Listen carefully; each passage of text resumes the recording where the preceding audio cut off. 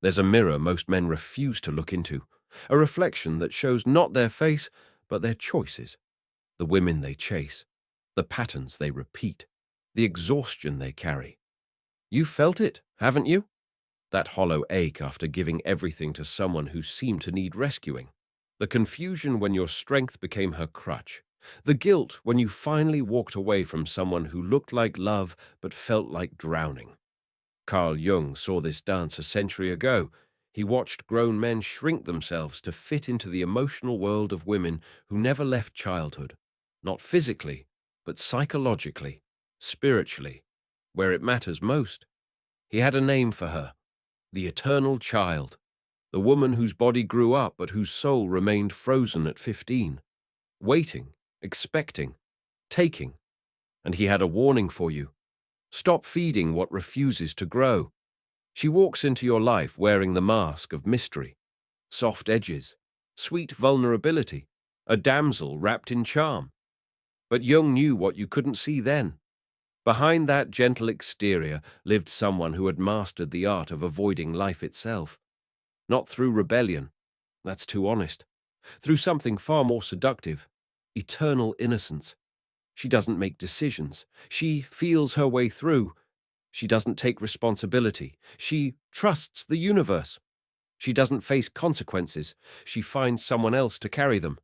And you mistake this for femininity. The real feminine is a force of nature. Creative, grounded, fierce when necessary.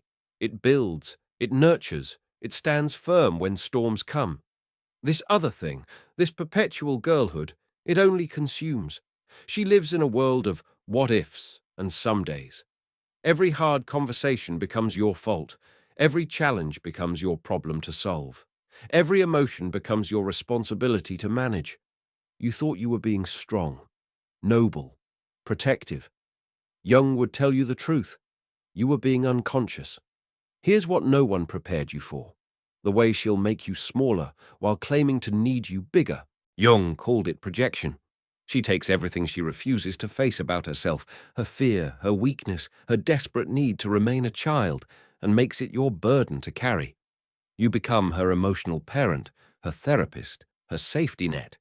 And slowly, without realizing it, you lose yourself in the process. This isn't love. It's psychological parasitism dressed up as romance. The woman who has never integrated her shadow, never faced the hard truths about who she really is, will drain every ounce of masculine energy from your life. She'll turn your strength into her crutch, your clarity into her confusion. Jung saw this pattern everywhere. Men attracted to the very thing that would destroy them.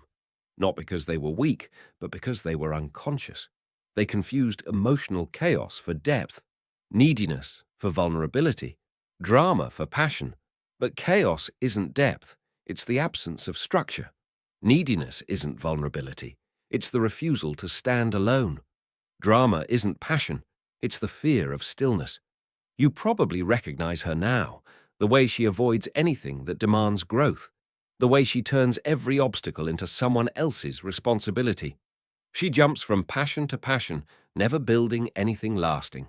Changes jobs like clothes, speaks of dreams but takes no concrete steps, craves adventure but fears commitment to any single path. This isn't free spirit energy. This is developmental arrest.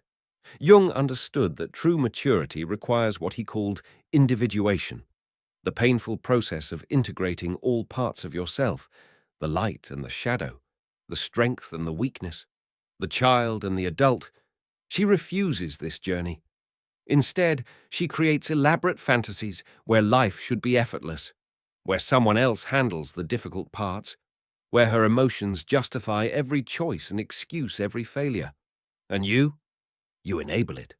Not out of cruelty, but out of a misguided sense of protection. You think you're being the man she needs. But what you're really doing is participating in her psychological imprisonment. Every time you solve her problems, you rob her of the chance to develop strength. Every time you absorb her emotional storms, you prevent her from learning self-regulation. You think you're saving her. You're actually keeping her trapped. But here's the part that should wake you up at night. the part Jung desperately wanted men to understand. You're not just her victim, you're her accomplice, because somewhere deep inside, you needed to be needed. You craved the role of rescuer, the identity of the strong one, the man who could fix what others couldn't. Your unhealed masculine wounds made you the perfect target for her unhealed feminine ones. Jung called this the anima projection. When a man hasn't integrated his own inner feminine, his capacity for emotion, intuition, creativity, he becomes hypnotized by women who embody these qualities in their most chaotic form. You mistake her emotional intensity for depth, her inability to stand alone for feminine grace, her constant need for validation for proof of your importance. But mature feminine energy doesn't need constant rescue. It doesn't create chaos to feel alive. It doesn't turn every interaction into an emotional emergency. Mature feminine energy is stable enough to hold space for others, strong enough to face reality, developed enough to stand as an equal partner, not a dependent child. When you finally understand this distinction, everything changes. The moment you see the pattern, you cannot unsee it. The spell breaks. The fog lifts. The truth cuts through years of confusion. You realize that every relationship that drained you followed the same script. Different actresses, same character. Different faces, same desperate need to remain unconscious.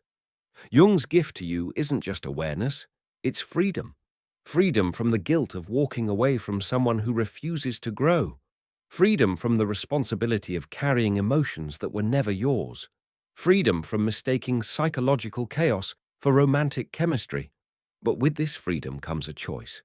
You can return to the old patterns, now conscious of your participation, but too comfortable in familiar dysfunction. Or you can do what Jung called the real work.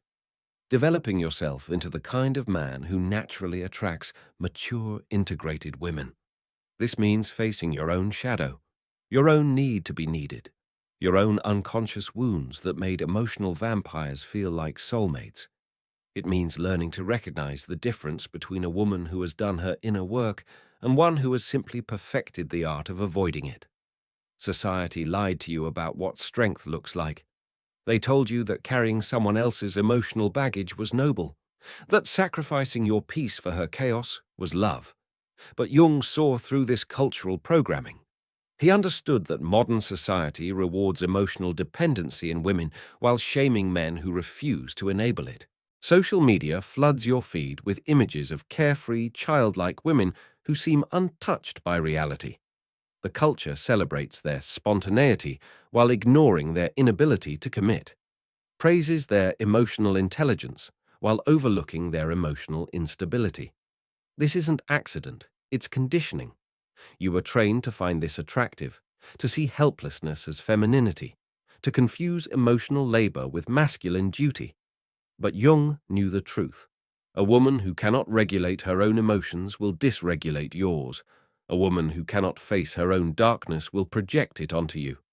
A woman who refuses to grow up will keep you from growing forward.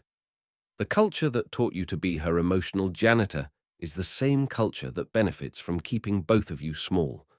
When you finally meet a woman who has integrated her light and shadow, who can stand in her own power without diminishing yours, who brings creativity rather than chaos, strength rather than neediness, you'll recognize her immediately.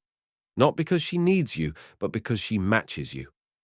Jung spent his life studying the human psyche, and his message to men was simple. Stop sacrificing your potential for someone else's comfort with staying small. Now you have a choice that will define the rest of your life. Continue the cycle or break it. Jung's work wasn't just about understanding psychological patterns, it was about transcending them. He believed that consciousness was the only antidote to unconscious repetition. Every time you choose a woman who has done her inner work over one who simply looks the part, you vote for your own evolution. Every time you walk away from emotional chaos disguised as connection, you reclaim your power. The world needs men who refuse to enable psychological stagnation, who demand depth over drama, who choose partners based on character rather than chemistry alone. When you finally understand that your energy is sacred, that your peace is precious, that your growth is non-negotiable, you become magnetic to women who share these values. Jung's brutal truth becomes your liberating compass. Some people choose to remain unconscious.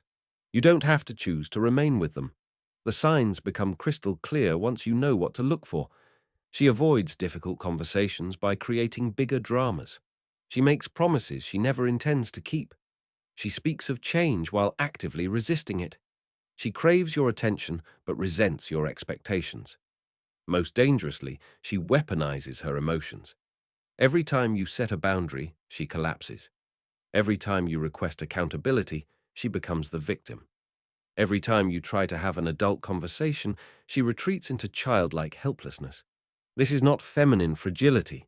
This is emotional manipulation perfected into an art form. Jung understood that these patterns run deeper than individual choice. They're embedded in a culture that rewards women for remaining psychologically dependent while punishing men who refuse to enable that dependence. But breaking free requires more than just recognition. It demands that you develop what Jung called differentiation, the ability to maintain your sense of self while in relationship with others. This means no longer absorbing her emotions as if they were your own, no longer solving problems she created to avoid responsibility, no longer sacrificing your goals to accommodate her resistance to growth. It means becoming comfortable with her discomfort when you refuse to rescue her from the consequences of her choices. The men who master this distinction don't become cold or uncaring. They become magnets for women who have also done this inner work.